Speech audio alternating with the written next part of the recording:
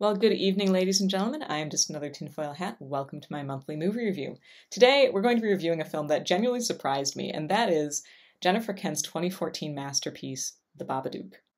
So the truth is, guys, I really only review movies that I genuinely enjoy, so get used to hearing me say this is yet again another of my favorite horror movies, but it really is. And it has one of the most unique monsters I have ever seen portrayed, which I'll get back to in a second. So the film centers around a young widow named Amelia and her son Samuel.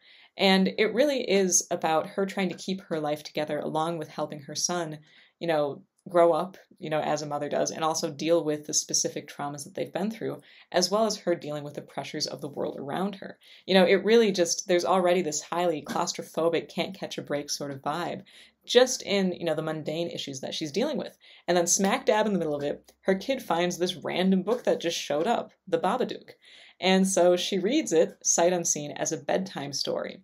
And that moment was really just visceral because he's a kid and he has a lot of, issues with dealing with things that he's afraid of and trying things, especially from the trauma that they went through.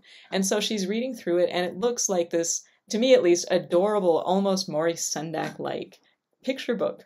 And then suddenly it takes an incredibly dark turn right in front of her son. And so that just absolutely, it sets off the issues for him. It sets off Amelia having to deal with that and help him through that. But it also sets off the actual, creature in this film, which is the Babadook. Truly, this is probably my all-time favorite movie monster. There's just something that really hits a lot of nerves, and seems very archetypal while being incredibly original. It looks almost like some sort of mix between, like, Nosferatu, something Maurice Sendak made, and then a flopped kids' TV show idea. It's just absolutely stunning. It's got this fantastic, creepy grin, huge staring eyes, and an almost goofy kind of like stovepipe top hat.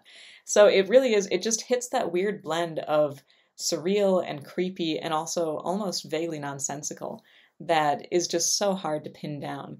And it's perfect. I mean, a lot of people view it as kind of this manifestation of grief or trauma, and that makes a lot of sense. But as the actual creature, seriously, this is one of the most successful creepy things in a horror movie I have ever seen. And as the film goes on, again, it's one of those movies where you have to question, is all this really happening or is this mainly psychological? Both for Samuel and Amelia. And it's amazing because there are scenes later on where you can tell that Amelia is slowly slipping into insanity, or perhaps not so slowly slipping into insanity. And Samuel is starting to have to just deal with it.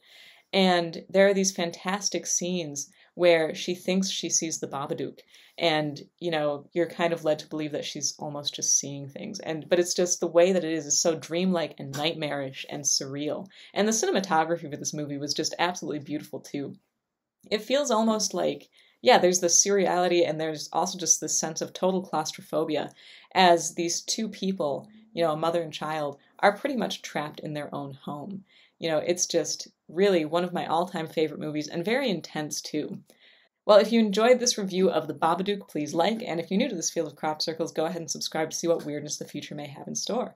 For today, you can keep up with whatever else I might possibly have going on my website, justanothertinfoilhat.com, and for exclusive content, make sure to check out my Patreon page, also listed under Just Another Tinfoil Hat. For today, I am Zelia Edgar, signing off.